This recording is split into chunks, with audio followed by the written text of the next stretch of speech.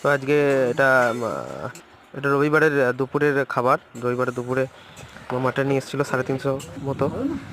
সেই মাটনটাই মা রান্না করছে একদম বেঙ্গলি স্টাইল, পেঁয়াজ বাটা দিয়ে। পেঁয়াজ বাটা, গোটা পেঁয়াজ না, পেঁয়াজটাকে বেটে দেওয়া হয়েছে।